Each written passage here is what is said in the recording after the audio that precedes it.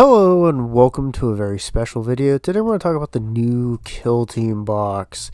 Cause good lord, it's probably going to be what, $200-ish for it USD, and they come out every quarter, 4 boxes a year. You're getting close to $1,000 a year, especially when we start talking about state and local tax. Good lord. Anyways, the thing I'm going to say is this. I don't have any massive problems with Killteam. I like the colors of orange and black. I got that for my channel. I don't actually hate Killteam as an idea. I think it's fine.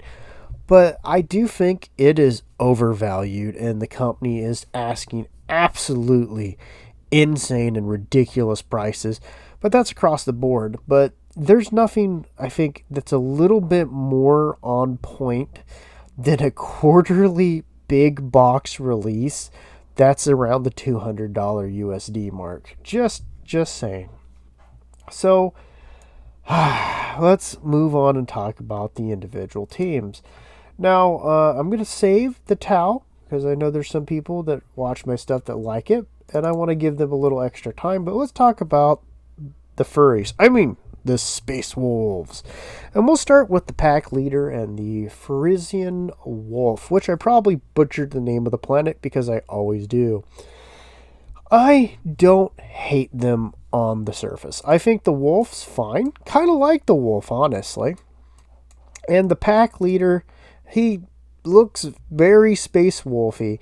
I'm not a big fan of the not very good sculpted fur on the backpack trend that's going to be there. But I'm going to say this. I do think it's a good idea of using Phobos to represent veteran space marines who have taken on a scouting role. I actually am not really super plussed by it, but I'm not a giant fan of Phobos. I just think that it naturally fits the idea of stripped down space marine armor for people who are veterans going into scouting. The pack leader, I don't know. I'm not taken with him, but don't hate him. He does look very Space Wolfy, and he's kind of trying ever so slightly to reach into those old Rogue Trader air. Not entirely, but with a wink and a nod. Alright, so let's talk about the Fangbearer and the Frost Eye. Yeah, they're almost in the same pose. There's a outrageous amount of tactical rocks where they must be fighting the rock people. Finally, we're getting a new Xenos race unconfirmed. Besides the Space Wolf tacked on them, and the stupid, we need to put leather and fur on the power pack for some reason, they're not really that interesting.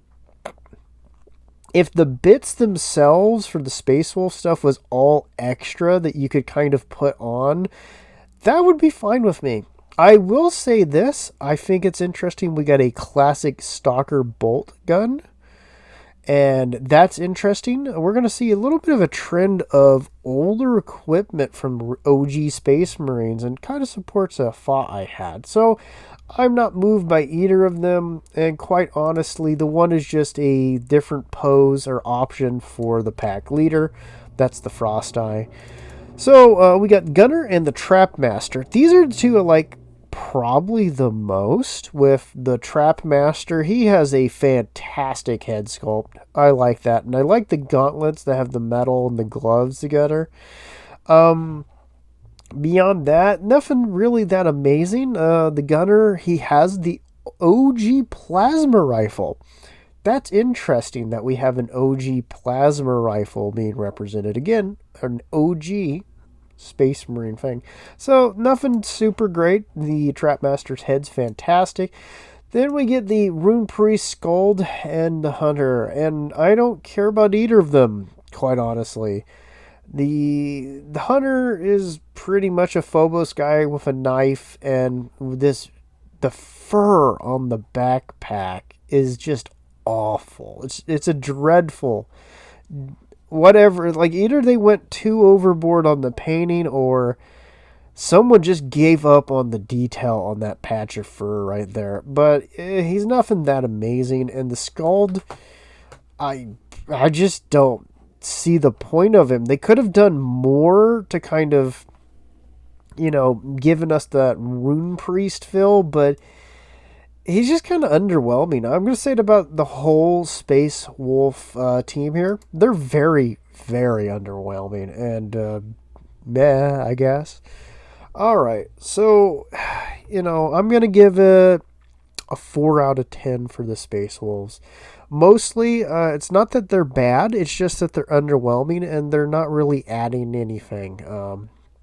It's just mostly Space Wolf stuff, which I almost feel like could have been just an upgrade sprue that you could slap on the Phobos guys. So I'm underwhelmed down there. Let me know what you guys would give that group in terms of a 1 to 10 score. So let's go ahead and move over to the Tau. Now, I will admit this. I like the Tau stealth suit. I have always liked the Tau stealth suit, and it's kind of nice to see that there's going to be this, team of it.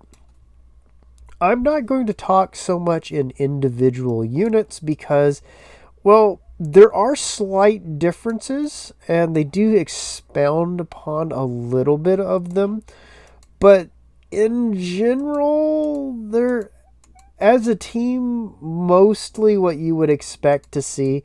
They're pretty decent. I kind of like some of the movement and options they have in there, even though, some of them are obviously just the same pose with just slightly differences. For example, the Infiltrator and the Designator are the exact same model, just with a different backpack. And, that's it. So, honestly, nothing bad, but nothing overwhelming on either team. I like that the stealth suits are getting a little bit extra. Like the Lodestar, we're getting a little, I forgot what those are called, a little extra bit. And there's, a leader and the drones. Honestly, overall, I think it's a good direction. I will say this. I have noticed that they're going a lot harder on chipping this white because they moved away from the tan or the ochre color scheme for Tau. And they're really chipping the snot out of the Tau, which I kind of like with this white and black color scheme. How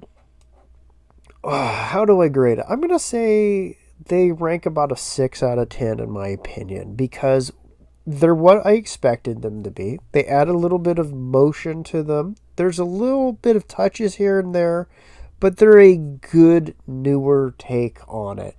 I happen to like the suits, so there's bias there. And honestly, I've been underwhelmed by the Space Wolves for a while.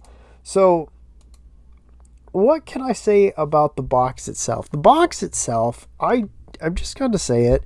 Unless you have an overwhelming need for both teams, don't buy it. Wait till you can get one or the other out of the box and go from there. I like the fact that there has been an update to the Tau stealth suits. Good lord. I like that they kind of leaned into the idea of the Space Wolves, Wolf Scouts, because wolf of everything, are kind of using this stripped down Phobos armor, which is what Phobos armor is. I actually appreciate it.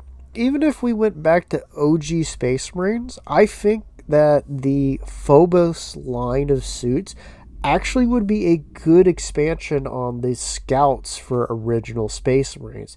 So I don't actually have too much trouble with them as a term, but again, I don't think it was really a desperately needed thing, and honestly, outside of the stealth suit, which is a needed upgrade, let's call them Wolf Scouts, they're kind of underwhelming, and I didn't really think that the Space Wolves were in a desperate need for yet another very special unit made for just them.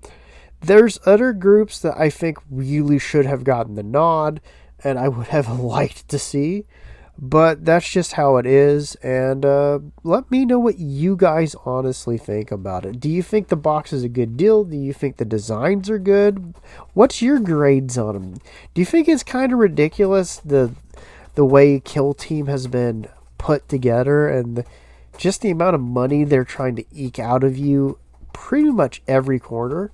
Let me know how you guys feel. And till next time, if we don't see each other or, you don't check another one of my videos out again, I hope you have a wonderful day. Bye-bye.